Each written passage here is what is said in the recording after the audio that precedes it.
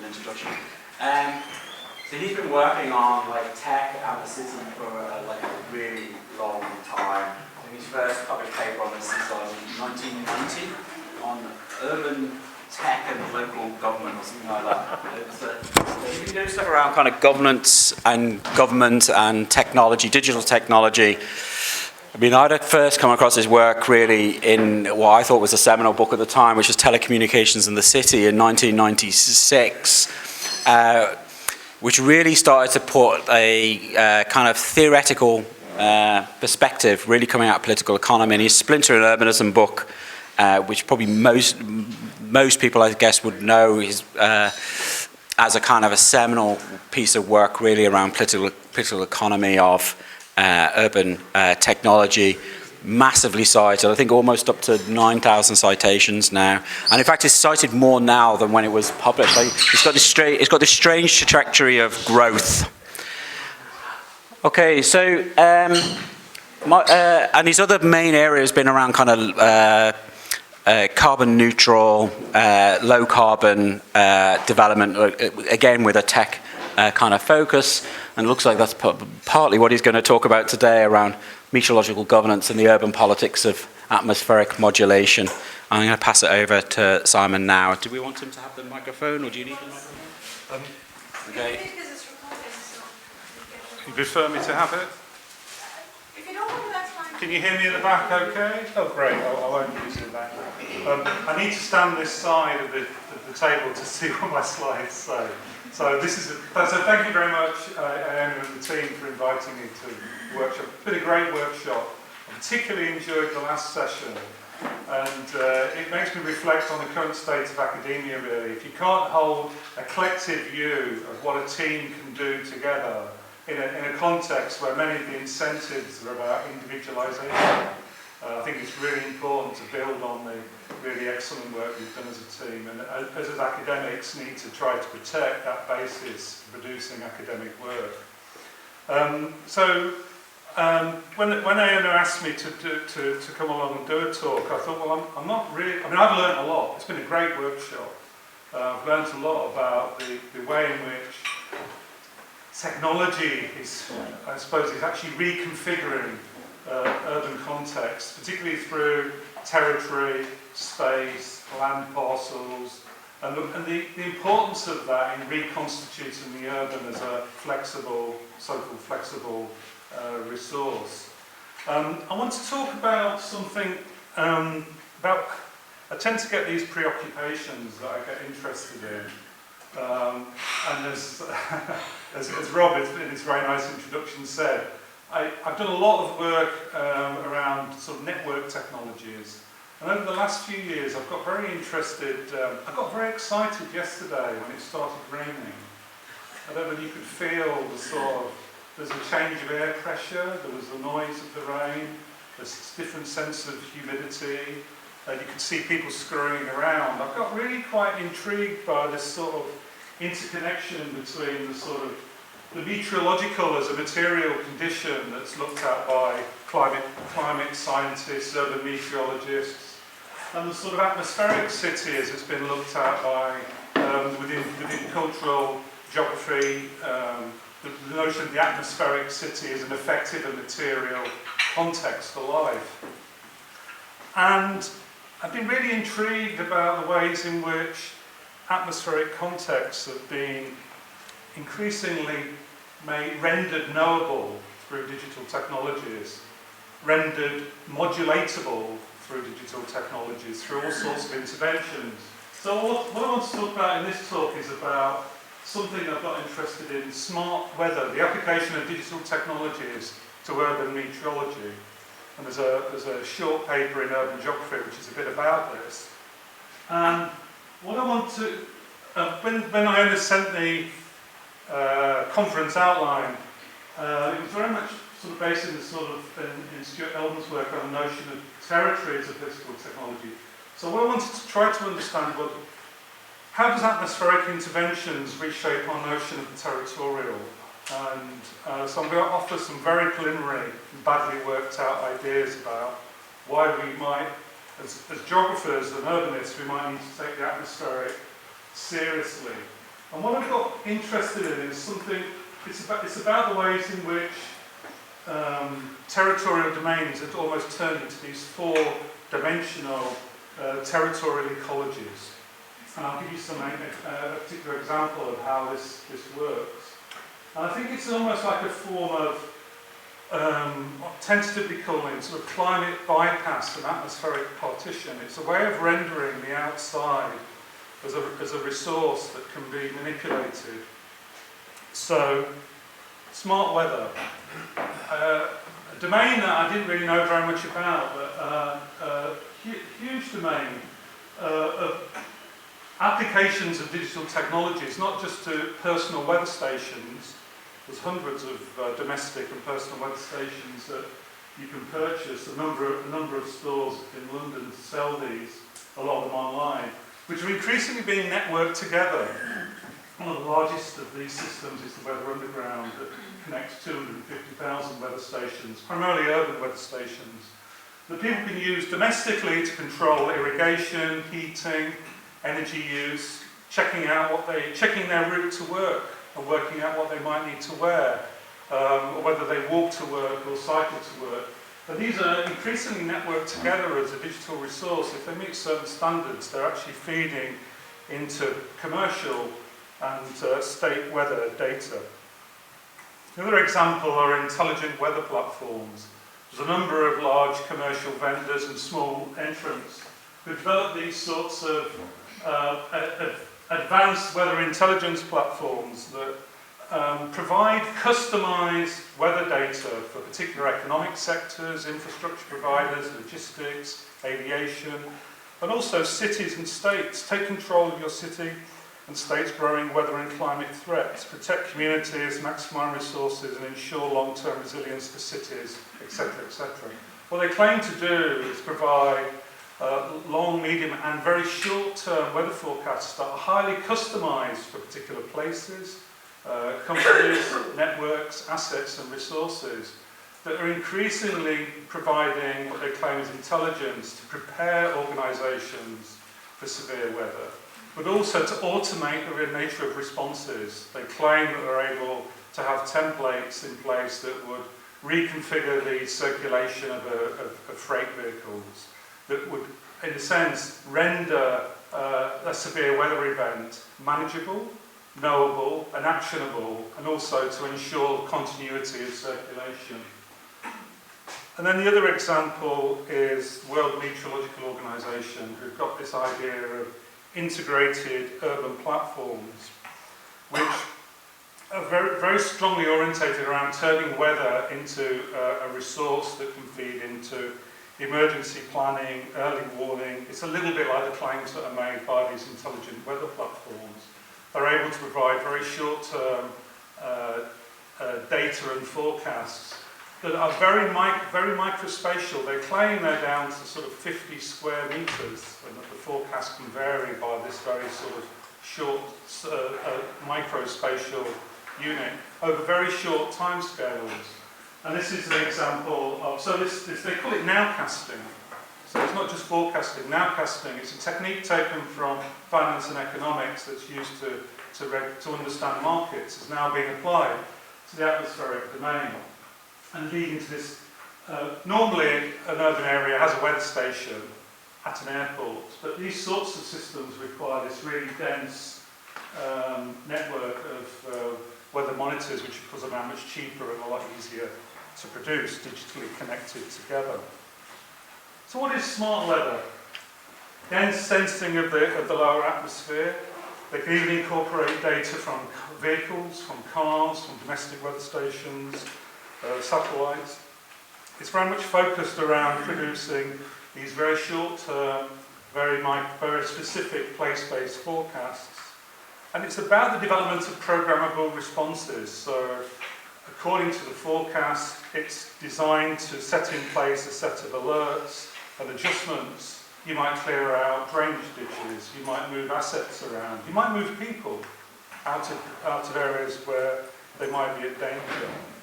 And in a sense, it's the air becoming like an operational medium inside a sort of urban operating system. And there's lots of examples of this happening using digital technologies. And there's just a few of them here in the sorts of urban contexts where this takes place. It's happening around extreme weather, particularly extreme weather for sporting events, flooding and landslides in Rio de Janeiro. It's being done around wildfires, which I'll say a little bit more, flood control, air quality alerts.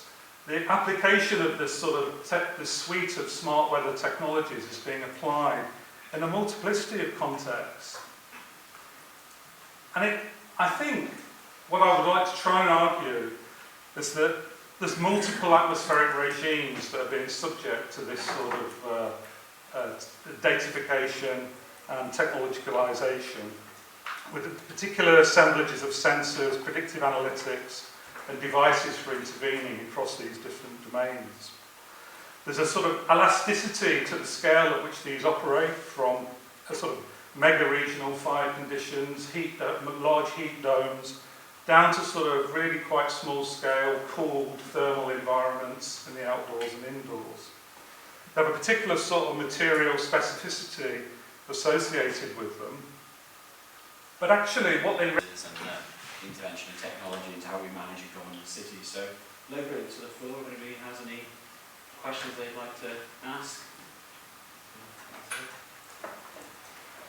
Yeah. But yeah, thanks very much for the very interesting talk. Thanks for the question.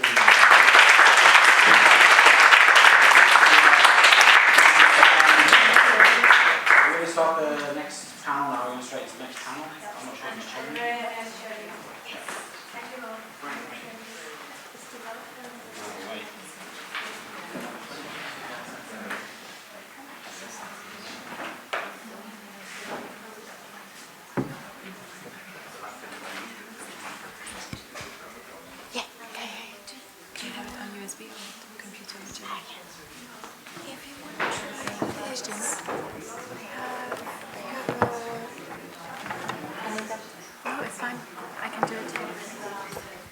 Okay, so let's move on to session number 7, called Gender, Body Politics and Resistance in the Digital Age. So we thought about this session as a combination or as a discussion that could engage with feminist geographies, embodied experiences, and of course all cut across by digital tools, platforms, etc. So first we have a wide range of fantastic presenters, and first we have Laura Neville, who is a postdoctoral researcher visiting UCL and working alongside Iona, and she's going to present on platform body territory politics. Over to you.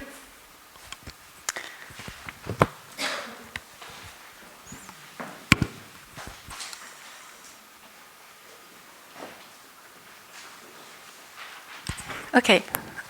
So thank you so much for the introduction. So my presentation today is titled Platform Body Territory Politics, Migrant Domestic Workers Struggle Over the Digitalising Urban Peripheries of Santiago de Chile. So today in the presentation I'll be exploring the connections between bodies, platforms and territories from the very situated and micro level, and through the lens of the platformization of domestic work in Santiago. So I'll start by presenting some more theoretical reflections on bodies, territories and platforms, and in particular also on the relation between the body and the classifying logics of AI and algorithms. And then I'll move on to explore how this kind of new category or figure of a domestic worker is being produced through algorithmic processes on these platforms. So it's preliminary work, it's a new project I've just started, and I really appreciate your feedback, especially since I'm also going to Chile in a few months for fieldwork.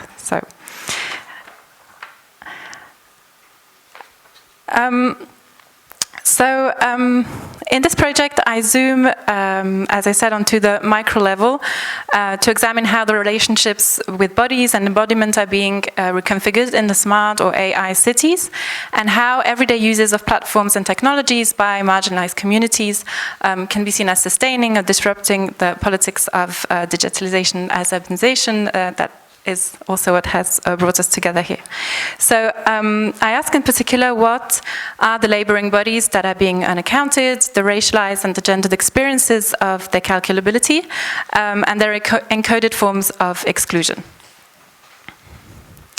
And in Chile, Santiago has been portrayed as a leading smart city in Latin America, and the government is now aiming to lead in AI in the region, adopting a national AI policy, and committing to make Chile a digital hub. For instance, it has been developing a national data center plan to expand data centers, notably in Santiago. Oops. So, here I zoom onto these relation between platform bodies and territories, and I draw on a key decolonial feminist concept of cuerpo territorio, body territory, that was initially developed by Laura Neville, centering on this inseparable gendered interconnection between the body and territories in its approaches to racial colonial formation, to extractivism, to patriarchal oppression and resistance. And to explore algorithmic processes as they become woven into the everyday, I attempt to engage with body territory as a concept and stretching it beyond its original conceptualization into the urban, into thinking of platform capitalism, and pushing this idea that the use of platform becomes embodied within forms of emplacement in the city, grounded in this unity between bodies and territories. So to do so, I'd like to first try and briefly trace back what sustains these forms of algorithmic violence, harm, and exclusions. And there is a rich body of scholarship that has acknowledged this problematic algorithmic classifying of human lives and bodies, its manifestations and its effects in the everyday that are entrenched in power symmetries and embedded in racialized, class-based, and gender biases of algorithmic technologies and digital data systems. And many of these issues have already been discussed in some of the presentations here. And I try to engage with the scholarship on digital eugenics, and in particular this recent book by Anita Sey-Chan, who excavates these historical origins of eugenics and its situated histories of social ordering and hierarchizations. So it points to this genealogy of the calculability of human bodies, its troubling relationship with algorithmic harm and violence in a digital age. So eugenics have developed around the classification and the calculability of bodies as sites of measurable truth and hierarchizations, or social hierarchizations.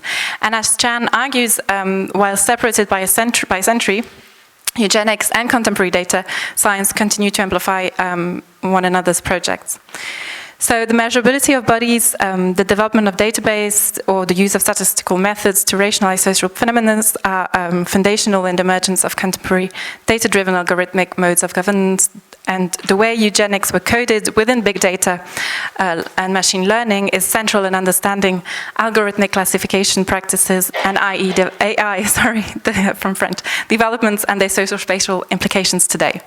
So I'll now move on and introduce some more empirical data that come both from empirical fieldwork that was more exploratory and that I carried out in 2024 in a neighborhood where I had also previously carried out research, as well as more recent online interviews and secondary sources. So I will move from the offline work in this section, in this part of the presentation of domestic workers, to the online work on platforms. And to do so, I'd like to start from Santiago's so-called Pequeña Caracas, where Ana, a Venezuelan migrant who works as a domestic worker, shared some struggles she faces to place herself in the city's new migrant spaces of inhabitation. So in 2024, Ana had been living in the neighborhood for 9 months, renting a room with her granddaughters, whom she was raising. She initially arrived in Santiago to live with a Chilean man she had met online, but she left him after experiencing some domestic violence. So at that moment, she was desperate to find a place to live and work to sustain her granddaughters and herself. But Anna, who did not have a legal residency, faced major obstacles to found both housing and work. So thanks to word of mouth in the neighborhood, she found part-time domestic work, cleaning, cooking, and caring for elderly people, and also selling fruits on the street. So these labor experiences, together with her experiences of forms of violence, underpin her temporary, transitory, and precarious forms of placement as a site of both embodiment and spatiality and territories. No more microphone. 5 minutes. Okay. Mic is gone. Never mind. Can you hear me? So with Chile's recent and rapid increase in migration from Latin American countries, new migrant spaces and habitation have emerged, from informal migrant settlements to overcrowded rented rooms in high-rise buildings, such as La Pequeña Caracas here on the photo. So these so-called vertical ghettos or urban sacrifice zone have become a recent symbol in Santiago's legally contested urban developments, and they have been shaped by urban discourses and a racist housing market. So the everyday struggles of Latin American migrants like Anna are interwoven into a number of obstacles, as I said, to attain legal residency in Chile. And that is deeply racialized and gendered experiences. So in this lengthy process, many like Anna find employment in informal paid work in that time. It's paid domestic work in Chile is highly feminized. It's entangled to histories of rural-urban migration and transnational migration that have sustained this figure of the maid, or that is also referred to as la nana in the Chilean context, where the implied proximity of domestic service fuels a social concern about maintaining boundaries of social differentiation between employers and workers. And in Latin America, paid domestic labor is shaped through what Alves and Vergara have called this continuum between racial gender domination that reestablishes historical configurations of racial hierarchies, patriarchy, and coloniality in the everyday, continuing in many ways a colonial imaginary where cleaning and caregiving tasks were assigned to indigenous and black women. So the relation between the body, the territory for domestic workers intersects with the forms of inhabitation struggles that I've mentioned, and with platform as their labor starts to shift online. And since COVID-19, the modes of recruitment of domestic workers in Latin America has increasingly relied on work on demand apps and platforms. And the workers' experiences of precarity have been shaped by this tension between inclusion and exclusion, calculability and uncalculability on these platforms. So for workers like Anna, accessing work through the online platforms that outsource domestic work is hampered by the lack of her residency documents. If she submitted her ID documents onto the platform, her application would be refused. So there's the validation and that data verification process is key to be active within the platform and to ensure this security that is promised by the platform to its customers. So as promoted, for instance, on the website of one of the platforms as this highest level of security and trust. So with the digitalization of domestic labor, racialized and gendered urban encounters and subjectivities around domestic labor are being reinstated. And aware of these dynamics, the CEO of an online platform that presents itself as aiming to improve the lives of 17 million domestic workers in the region in Latin America, explains how they decided to rework the design of the platform to counter the discrimination they observed. So the CEO explains, now it's the domestic workers who choose the job. That is something that we had to change to avoid discrimination, to avoid abuse. You can't imagine when the customers posted the job ads, he would put, I want a person from Peru, 40 years old, really, or worse, you can't imagine. End of quote. 1 minute. Okay. So I will move to the... So I just had a few examples here. I was just kind of illustrating how there is this calculability around the bodies of the domestic workers based on their scoring and rating, and their exclusion also from the platforms when certain behaviors were excluded from the platforms. So through these different processes, what I wanted to show is how there is this form of algorithmic disposability that falls into place. And here I'll just then draw on the conclusion in explaining how this refers to the politics of unaccountability and encoded exclusion of bodies. So this idea of algorithmic disposability has this underlying logic that emerges through the calculability of certain labouring bodies in these on-demand digital platforms in a way that unveils the racial, class and gender dynamics that are very briefly presented here and that often are concealed under platform capitalism. Sorry.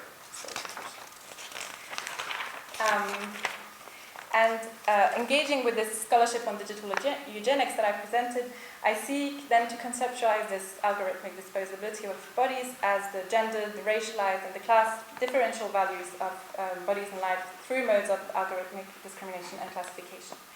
So, as in this quote by Chan, predatory data's algorithmically driven platforms and predictive architectures have massified reductive classification schemes. So here this notion of algorithmic disposability could be useful in accounting for these overt and covert processes of racializing others through modes of techno-surveillances, of algorithmic discrimination by and through bodies. And the illustrations that are drawn from domestic work point to the historicity of these structures of power, and more recently how they have been digitally mediated through the lens of platforms. So just as a last word, it points to the coded persistence and the crucial role of the calculability of bodies in approaching this articulation between platform, bodies and territories in smart and AI cities, and the spatialities and the temporalities of an accountability of endurance and resistance. Thank you.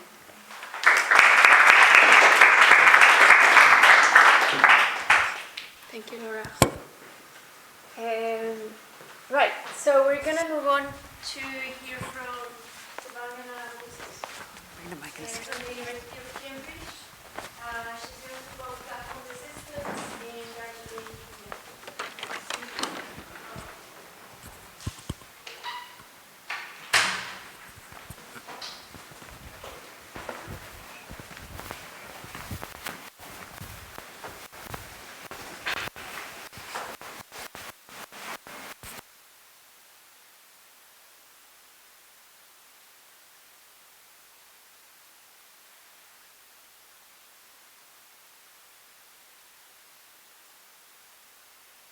Oh, someone unplugged the speaker. But she was speaking, and it stopped mid-sentence.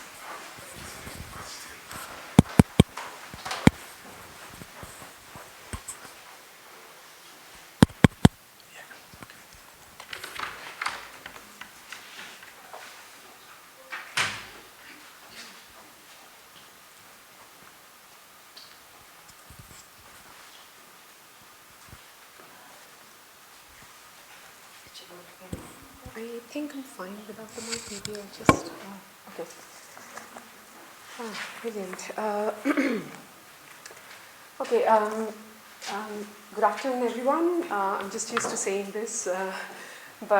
Yeah, so my title of the presentation has changed from the abstract, and I just wanted to point out that it's not... I initially started sort of theorizing this idea of platform resistance, but what I realized as I went into the analysis is that what I'm going to talk about is essentially about platform subnationalism, and I'm looking at the paradoxes of platformization from within in a hilly city in India. So today I will talk about how educated young people envision and enact platform futures in, for and from Darjeeling, a small hilly city situated in the foothills of the Himalayas.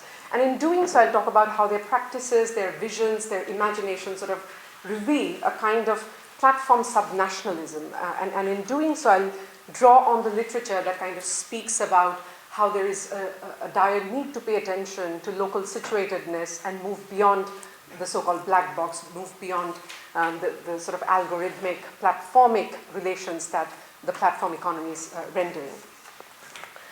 So you probably know about Darjeeling from the renowned Darjeeling tea, although I'm more loyal to the Assam variety of tea. So when I went in 2022 in Darjeeling for the first time to do my fieldwork, I realized that there was an immense rise of homegrown platforms, what I call as homegrown platforms, where educated young people came together, like not together, but sort of started building their own platforms, own variety of platforms. And it's a mix of different kinds of platforms, what I'm calling as platformization from within the territory, within Darjeeling, within the territorial unit of Darjeeling. Largely it was sort of motivated by the fact that the nationally operating platforms, particularly in the food delivery and gastronomic market like Zomato and Swiggy, had failed because they couldn't scale up in a hilly place like that. And there are lots of reasons why it couldn't scale up. But then a lot of these young people came up and started building their own platforms, starting from in the food delivery sector across different kinds of sectors. But what is distinctive about this kind of platformization from within is that their idea of this alternative version of platform is not what we see generally in the literature about platform, for example, in platform cooperatives. So they are not, they run for profit, which is similar to what the platform cooperatives do, and they but then they don't share the profit with the workers. The decisions are not taken from a bottom-up approach. So there is a slight difference, which is why I thought of talking about it in different terminologies than platform cooperatives. So before I talk about how these platformization from within links with these subnationalist movements, ongoing historical subnationalist movements in Darjeeling, I would just like to talk a little bit about Darjeeling because the place and the local situatedness is very important here. So Darjeeling is administratively part of the state of West Bengal in India and has a distinctly different demography compared to the rest of West Bengal, where the majority of people speak Bengali. In Darjeeling, the majority population belong to the Gorkha community, also known as the Indian Nepalis, which constitute diverse ethnic communities. And historically, Gorkhas have experienced a sense of precarious and anxious belonging in India, which has led to long-standing place-based movements for ethnic recognition, leading to waves of subnationalist political mobilizations. And the history of subnationalism and ethnopolitics in Darjeeling dates back to the labor migrations in the British colonial times. During the early 19th century, the British brought in labor from the neighboring country of Nepal, who served as coolies or porters and tea pluckers in the colonial tea plantations. The Nepali-speaking people, or the Gorkhas in colonial India, however, were never given the status of British subjects. And consequently, since India's independence in 1947, they have struggled to establish a secure sense of citizenship and dignity in India, despite settling down in Darjeeling and other northeastern states in India well before India's independence. Moreover, post-colonial India saw continued exploitation of Gorkha labor by elites from the plains, both within and outside these tea plantations. When the British had sold these tea plantations during India's independence, elite people from the plains acquired these tea plantations, particularly Bengalis and Marwaris from the plains, and they occupied powerful positions in the economy, in politics, by establishing businesses, and a phase of internal neocolonialism, or what anthropologist Townsend Middleton calls recursive colonialism, ensued, where elites from the plains extracted cheap labor from Gorkha hill workers. And one such mobilization among the many kinds of efforts that Gorkhas had made was sort of culminated into this ongoing movement called the Gorkhaland movement, which was about a demand for a separate state within India. And Gorkha politicians thought that maybe if they got a separate state, that is Gorkhaland, it would establish them as dignified citizens of the nation. And the Gorkhaland movement waxes and wanes with sporadic and often violent agitations from time to time, including a period of 104 days of strike in the hills with lots and thousands of deaths in 2017, and it's kind of ongoing. And in 2023, when I was still doing my research there, the Gorkha Swabhiman Manch, which is the Gorkha Self-Respect Committee, was created by local politicians to sort of push this agenda. So it is in this backdrop that I show how subnationalist politics and identity politics shape and are shaped by the youth's visions and enactments of futures of platforms in Darjeeling. And so here I'll talk about platform subnationalism, and to do that I sort of draw on the literature, the sort of upcoming and burgeoning literature on platform nationalism. And the idea of platform nationalism is that it sort of promotes digital platforms that originated within a nation state to discourage platforms from other nations that are operating outside their territory.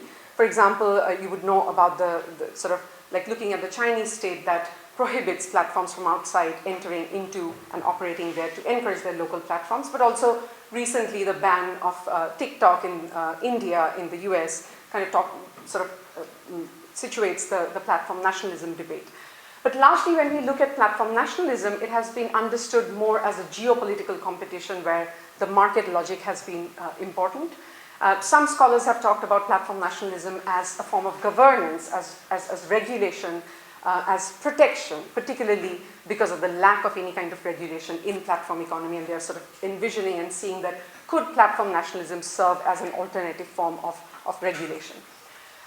Some platforms, and increasingly in the context of the Chinese state, like TikTok and Shein, are sort of also downplaying this kind of national identity of the platforms to play globally and operate globally well. So in other words, there is this kind of paradox between the algorithmic cosmopolitanism that these platforms are projecting and platform nationalism. So coming from this sort of background with platform nationalism, I'm kind of talking about platform subnationalism as we see in this case and other forms of case that can be replicated. This idea of platform subnationalism can be replicated elsewhere. I'm kind of conceptualizing this as ethnopolitical, because it's the identity politics is central to this process of platformization from within that we see in Darjeeling. And secondly, I also talk about it as chrono-political, and I argue that these politics of platform subnationalism is as much about futuring, about anticipation, about relational remembering of their past. And in other words, it's really a temporal politics where the temporality of this their experiences become central to this kind of subnationalism. And it's not just about state-sponsored regulation or protection. And in doing so, I sort of draw on the rich literature emerging sort of temporal turn in geography that we see, Datta's work on thick time, Kitchel's work on progressive sense of time, layered time, progressive sense of thick time, if we can talk about something like that, and distant time, as we will see. So in other words, I'm talking about the politics of time that traverses across the past, present, and the future. And so to do this research, I have conducted ethnographic research in 2022 and 2023, and I had mainly also conducted semi-structured interviews in 2022 with these educated young entrepreneurs in Darjeeling who have worked across tea and other beverages sector, food delivery sector, locally sourced food product sector, and also arts and crafts sector. But for today's talk, I'll mainly focus on the gastronomic and the food delivery sector. I had also conducted interviews with delivery workers, restaurant owners, and educated young people living in Darjeeling. And all of them identified as Gorkhas and all speak Nepali language and are fluent in English and Hindi. And I've sort of anonymized the names of these interlocutors and fictionalized the name of the platforms that they have come up with just to sort of maintain anonymity. But during my conversation with educated young people in Darjeeling, two narratives of visions of platform futures in and for Darjeeling emerged. A young restaurant owner told me, in Darjeeling, you'll hear about the 3 T's, T for tea, T for timber, and T for tourism. But do you know about the 4th T? It is talent, T for talent. Almost everyone in Darjeeling is doing innovative things, referring to the digital entrepreneurship and e-commerce. The future of Darjeeling is digital. The future of Darjeeling is on the internet. You know, Darjeeling is the new Silicon Valley of India. Another young platform entrepreneur told me, we need to reclaim our Darjeeling. We have to create our platforms, our own businesses. Why should we continue to labor and companies from outside come and profit from our labor? We have been ruled by others for way too long. Now, these two excerpts present two very paradoxical visions of platform futures that young people aspire in the context of Darjeeling. In the first instance, educated young people in Darjeeling aspire to be part of India's techno-modern future by projecting Darjeeling as the new Silicon Valley of India, and they also aspire to be global entrepreneurial citizens, sort of trying to mimic the Silicon Valley work culture. Secondly, they also aspire to reclaim their Darjeeling from external political and economic forces by creating their own digital labor platforms. And in doing so, they aspire to connect with, but also undo past colonial injustices and enact a politics of subnationalism. Yet, as I argue, they aspire to undo colonial injustices from neoliberal entrepreneurial activism, and therefore kind of like creating this paradox that they're trying to put their, like, do something through which they have been subjugated. But what I'm interested in is this idea of how they imagine, and I sort of bring this argument that it's the temporal politics of futuring is as important as the ways in which they are assembling these homegrown platforms and the ways in which the homegrown platforms sort of operate. And I can talk more about that later. But what I essentially wanted to do is highlight two kinds of these identity-based politics that's emerging and two kinds of temporal politics that's emerging from the study. The first is about platforming place-based identity and what I call as suspended anticipation. And here I just quote a few things where I talk about how one of the entrepreneurs told me that Digital Darjeeling, the platform that she came up with, needed to be born in Darjeeling. And then she talks about how she wanted to do something for her homeland to stop the brain drain. And then people also have mixed forms of identity where they talk about that, of course I'm a Gorkha, but I would prefer to call myself a Darjeeling if there is a thing like that, like a Delhiite, a person who lives in Delhi. But also what's important is this quote where they talk about this issue of Gorkha land always is in our mind, but it never surfaces. It does not surface. My vision is to put Darjeeling on the map. So in doing so, what they are trying to sort of aspire is the ways in which the digital technology, the platformization from within is going to put them on the platform to sort of negotiate for a subnationalist politics that they have been engaged for a long period of time. And in that sense, I sort of understand this politics as suspended anticipation. The other kind of politics that also emerges is what I call as really platforming the Gorkha identity, and where they sort of compare and borrow the lexicons from their past movements. For example, they talk about how we need a Nepali bhasha, the Bhansa Andolan, which means the fight for the kitchen. We want to make things Nepali. There needs to be more Nepali cuisine coming up, and therefore they compare this with their past movements which had made Nepali an official language in 1992, which is called the Nepali Bhasha Andolan. So they're kind of like using and borrowing lexicons from their past movements to enact this politics. And in doing so, what I'm calling them as this kind of politics is sort of, we can call them as relational remembering. So I'll just conclude and say that, so in doing so, I kind of talk about how platformization from within is a form of chrono-ethnopolitics. And in doing so, I sort of pay attention to the other stories beyond the black box of platform urbanism and the local situatedness of platform economy. Thank you.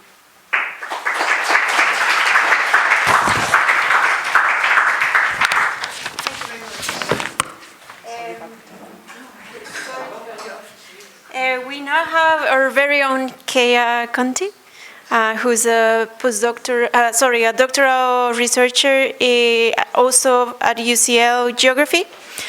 She's gonna be presenting Going Incognito, Inhabiting the Shadows of Digital Infrastructures in Bhiwandi-Nizampur. So, over to you. Oh.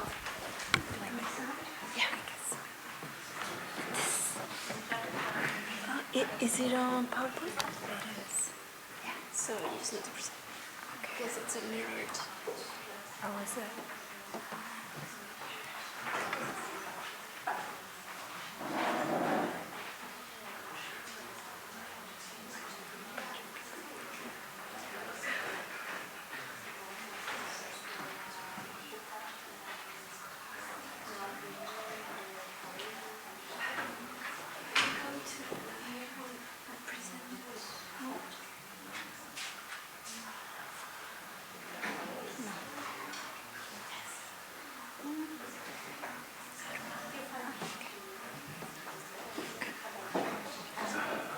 Should I just start? Yeah, okay. Should I? Yeah. Hi, everyone. I'm presenting a part of my PhD research, which is supervised by Iona and is supported by the Regional Futures Project. So a lot of what I'm presenting today is largely ethnographic fieldwork. I'm going to jump right into the context. This is Bhiwandi-Nizampur, a mid-sized city in the Mumbai metropolitan region in India. There are over 700,000 people in the city as of the last census, which was in 2011. And as of 2016, 90% of the population was connected to the power loom industry. And to explain a little bit more about what power looms are, they are a mechanized form of the hand loom. In Bhiwandi, the power looms used to produce raw, or what is known as grey cloth, from the yarn in workshops such as these, which are located all over the city. In 2010, it is estimated that Bhiwandi contained around 1.3 million looms, and today only an estimated 650,000 remain. A large part of this reason is Bhiwandi's position in the Mumbai metropolitan region.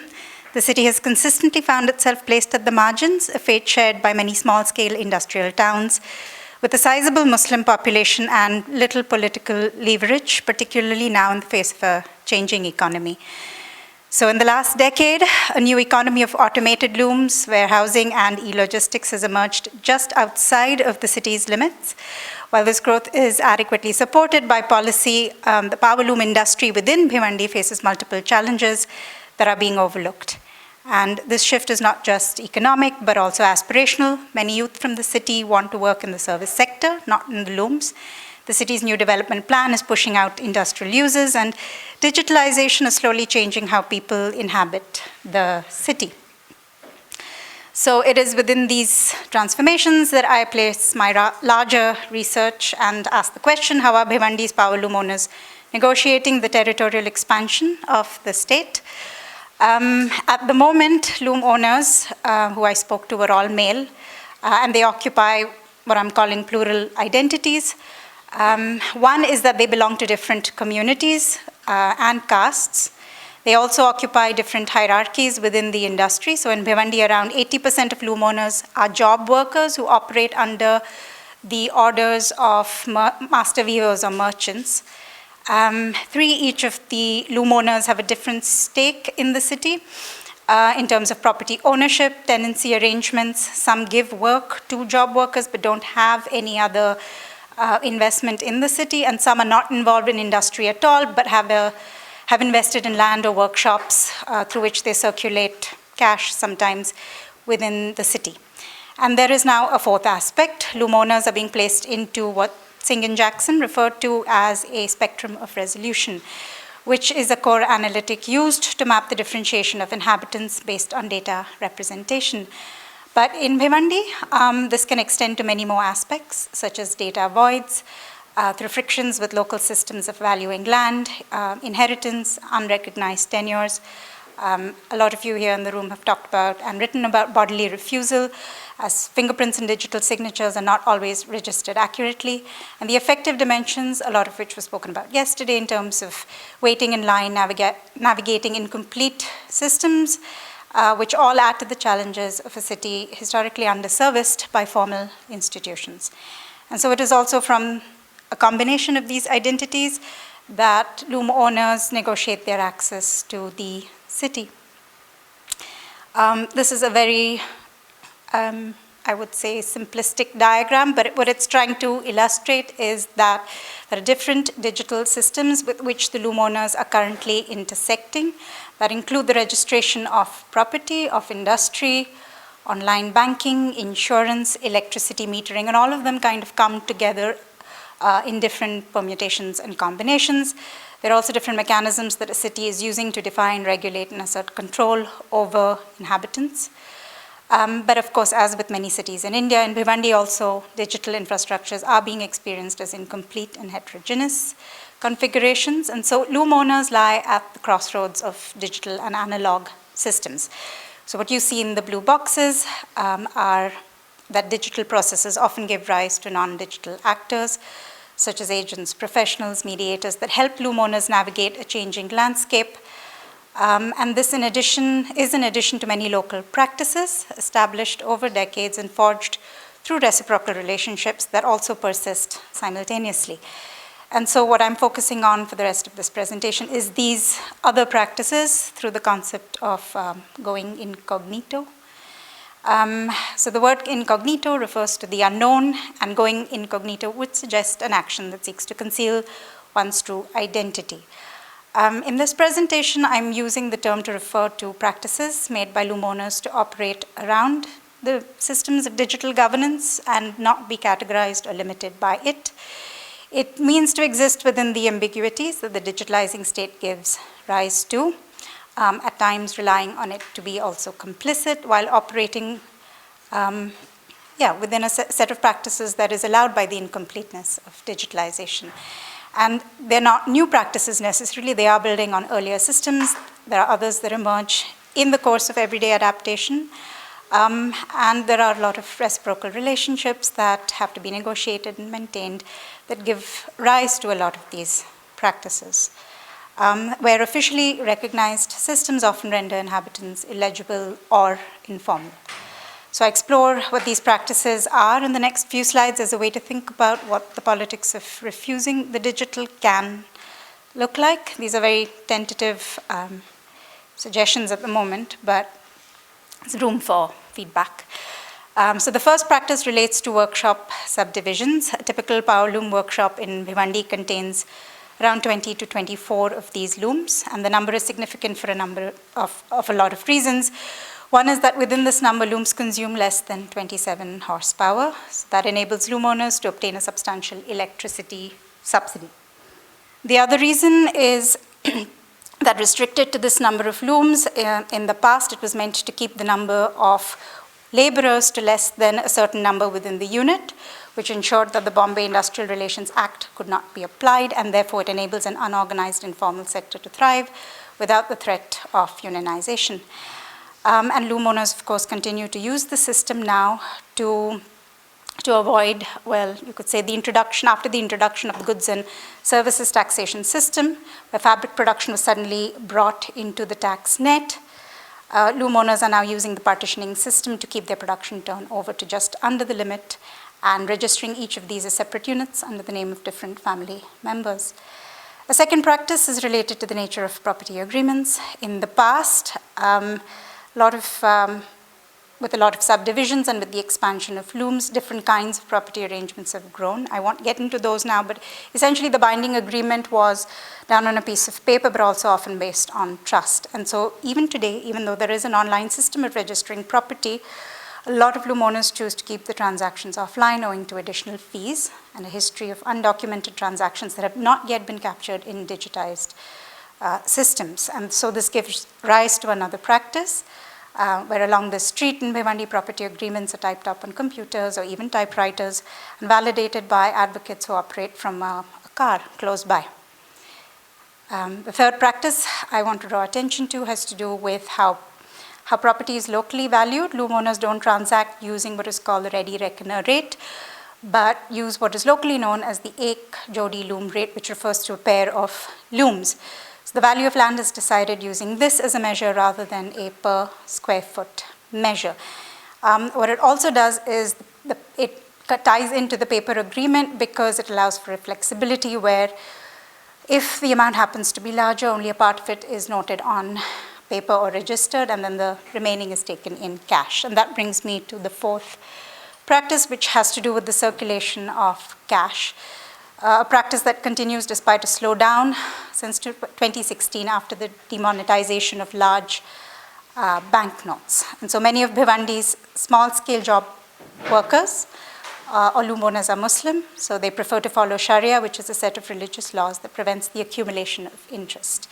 And since India does not have Sharia-compliant financing, this can prevent a lot of loom owners from expansion. And so this kind of a parallel practice where cash is borrowed from master weavers or merchants, friends and family becomes important to draw upon. I want to end a little bit by reflecting on where going incognito as a strategy fits in within the broader context of how loom owners negotiate the expansion of the state, and also trying to keep in with this panel's theme. It offers a way to think more about refusal, something that came up yesterday and today, But it also suggests that loom owners have agency, and these practices are deliberate strategic choices. It is how I have presented them here today. But I do want to acknowledge that while this may be true for some loom owners, it must be seen as part of a larger constellation of negotiations that are taking place in Bhiwandi. And then, of course, as we discussed at the start of this presentation, each loom owner is positioned differently along the lines of religion, industry hierarchy, and stakes in the city. And so they draw on those identities at different points in time to make their claim. And I'm hoping that the larger research and the PhD will contribute towards nuancing a little bit what that really means. So I'm going to stop here. Thank you.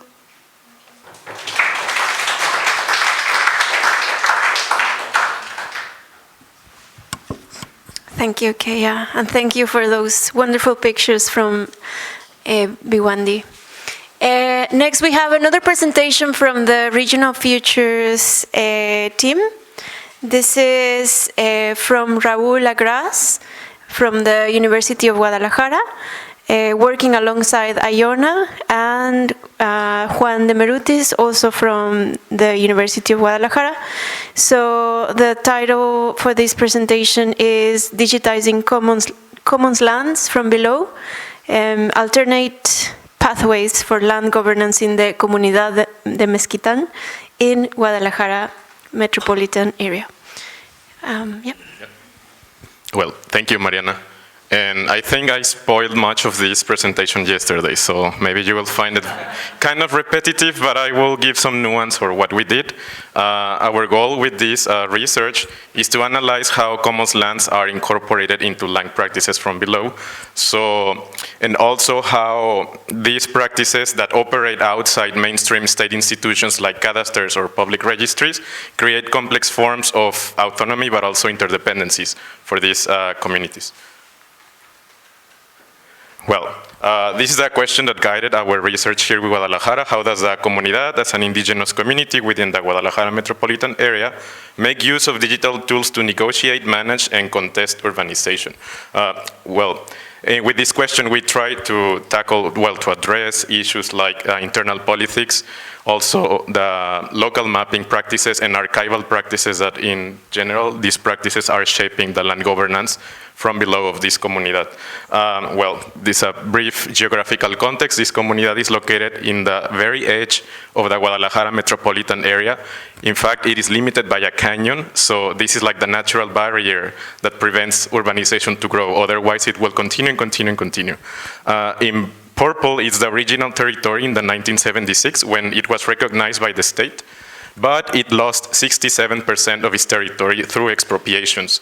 So this is one challenge they never think of.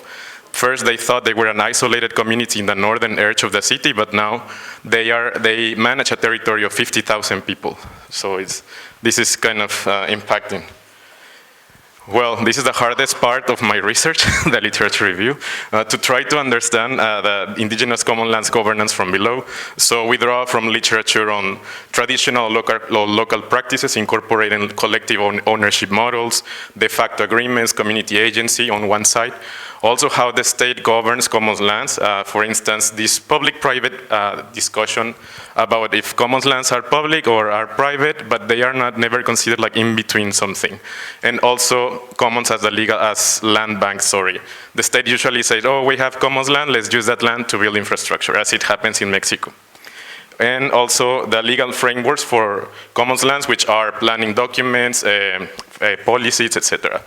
And also the role of digital technologies, which involve the participatory mapping, tech appropriation by communities, and the indigenous digital activism. In the overlaps of these diagrams, we find combination of either one type of literature, and most of them agrees in the co-governance models with community input, which literature calls them hybrid models, combining indigenous input with external collaboration or assistance. The issue is that equitable partnership, collaboration, and empowerment of indigenous communities is not equal of these external actors collaborating with them. So it's still kind of blurry in that situation. And well, in some way, the comunidad is functioning as a state. I mean, managing 50,000 a land with 50,000 inhabitants is challenging. So their initiatives have been taken as a way to see their territory to make it legible for them, as the state does, because the state does not, how can you say, pays attention to this territory. So this community has been existing even before the Mexican state. It was founded in 1690, so it's more than 300 years ago. And they are still living in Guadalajara. I mean, I can say it's one of the few communities that are there that you can trace their lineage.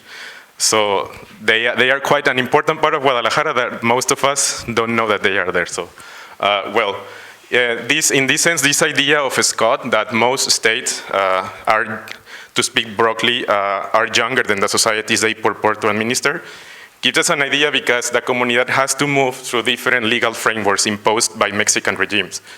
First, before Mexican independence, the Spanish crown recognized their lands, but then in 1856, with the liberals, they took away their lands because they erased collective property from Mexico. It remains like that for more than 100 years, when in the revolution, they again reinstalled the collective land property system.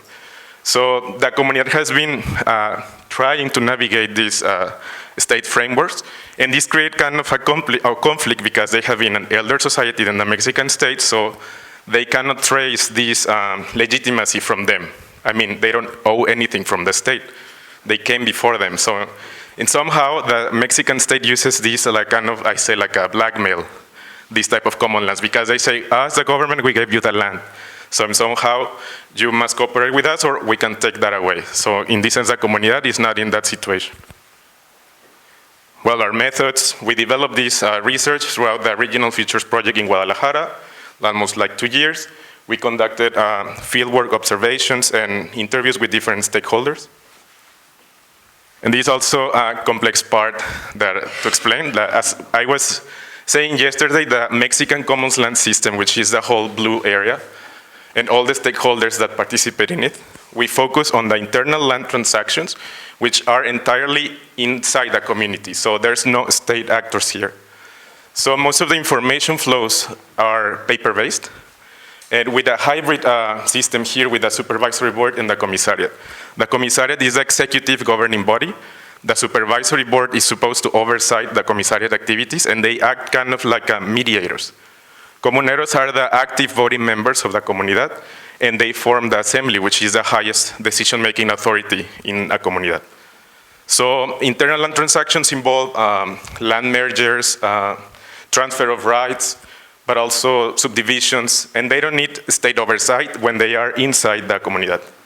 And then we move to the land regularization, which involves state authority. As I mentioned yesterday, the federation is the one that regularizes or privatizes these lands.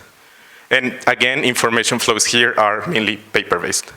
We also have the para-state actors, and they move, they kind of like act in any way. They are not subjected to some standards. So they are mostly prone to digital tools. And well, this is things that happen on the ground in the Comunidad. So first, with geospatialization, in some cases, things have been kept more private, like in the regularization. A company was hired, they did the service and drew up the polygons, so technically approved, yes, but approved with full understanding, no. Well, this is the sole digital-born process being taken in the Comunidad, and this is completely done by the private stakeholders. So here, the community members, they only act as observants. Well, I have to hurry. So here, they are not involved, they don't understand how to use this data. They own the data, but they don't know how to leverage from it. And they are willing to learn from it.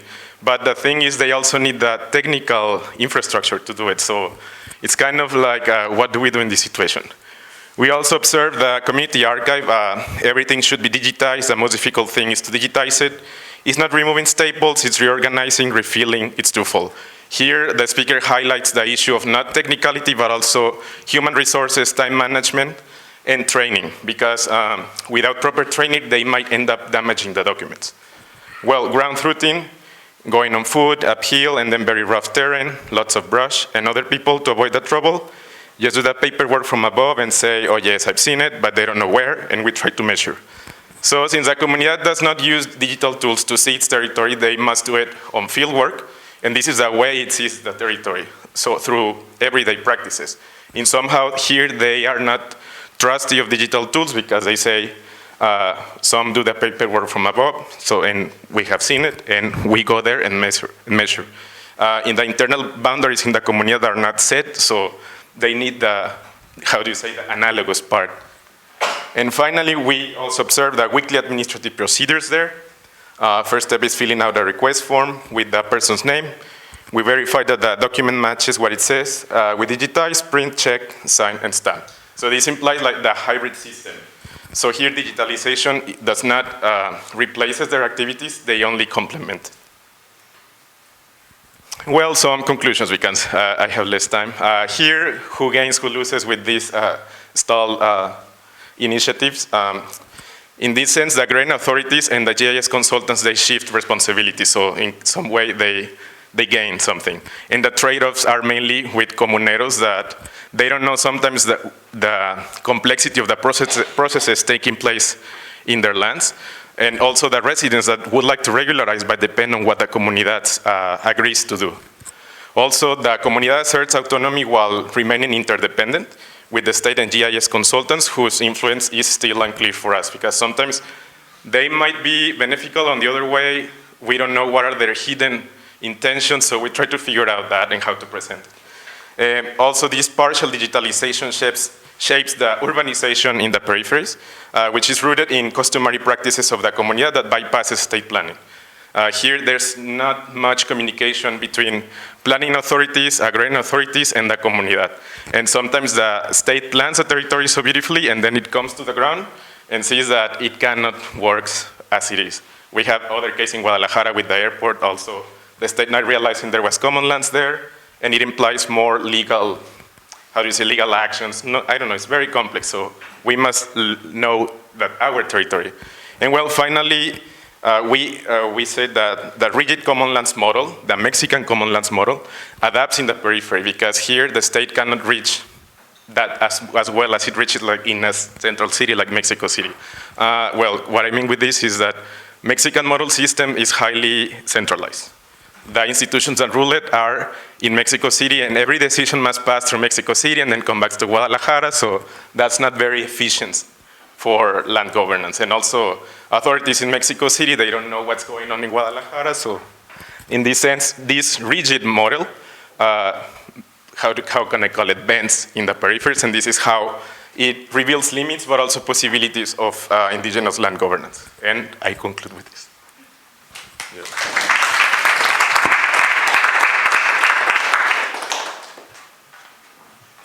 Thanks so much, Raul. And the last presentation in this panel is by our colleague Neha Gupta from the TIS Institute. And the paper is a collaboration with Iona Data, but you're going to present on behalf of the two. Yeah. So it's entitled Walking the Development Plan.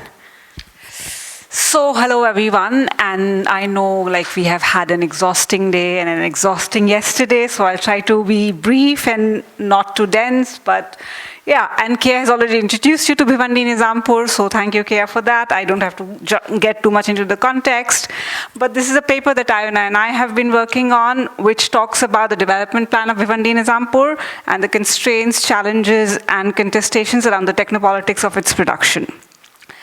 So I'll begin the presentation with a story, which is, I'll just mute this and I'll let it play.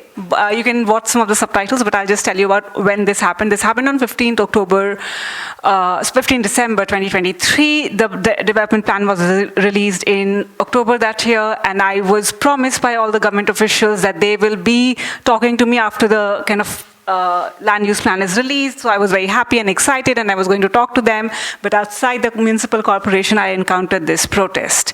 And the people are basically calling the development plan faulty, they want it changed, they want it repealed, because there are wide inaccuracies about the site, location, and existing land use that could potentially affect their lives and occupations. So, in fact, one frustrated person told us that, will it become a, he's a stakeholder, citizen, he told us, will it become a garden if you just write it? And that's where I get the title from, which is Proof Walking the Development Plan of Bhiwandi-Nizampur. I'll get to why I call this proof walking in a minute. I'll just change the slide. I think you got a sense of what the protests were about, right?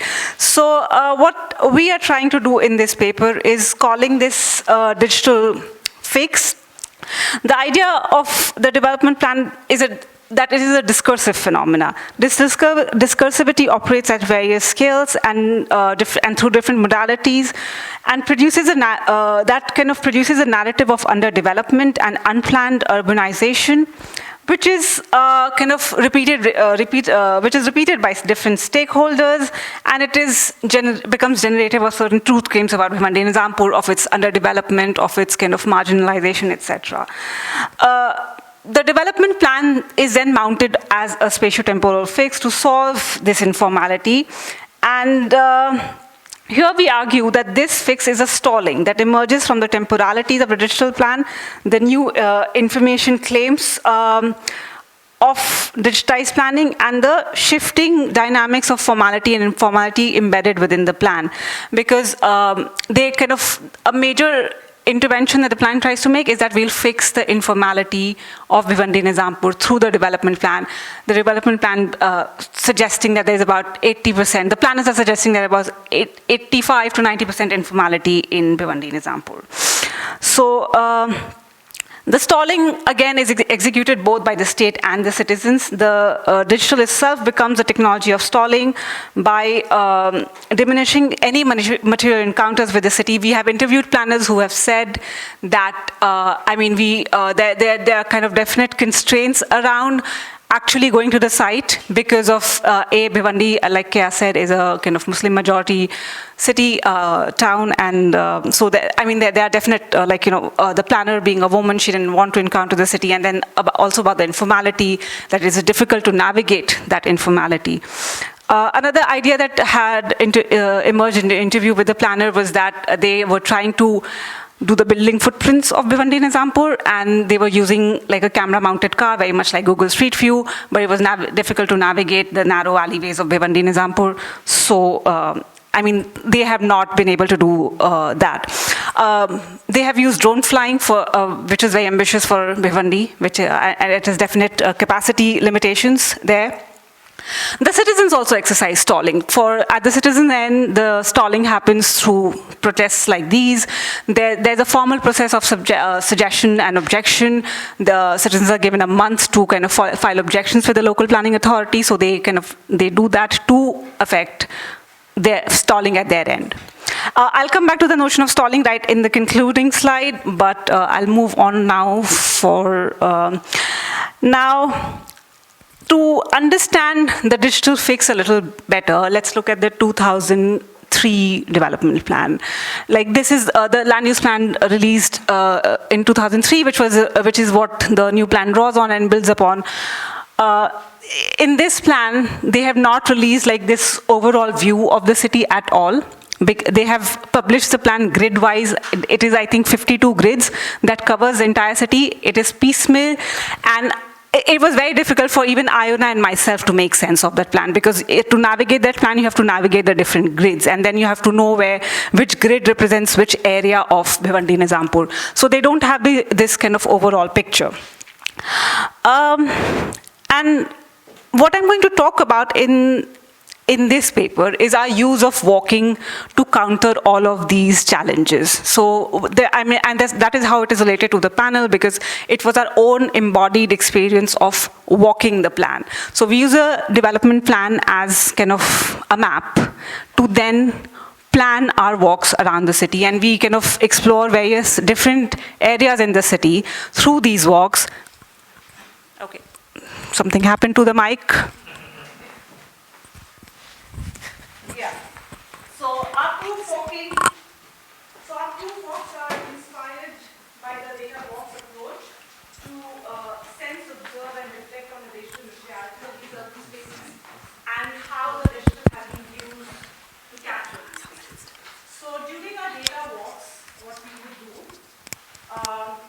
is you would decide upon a location. You would go there. And it was very difficult to decide upon the location because the development plan does not have any landmarks. It does not identify any of the roads. So we used our own kind of sense of the city because I have been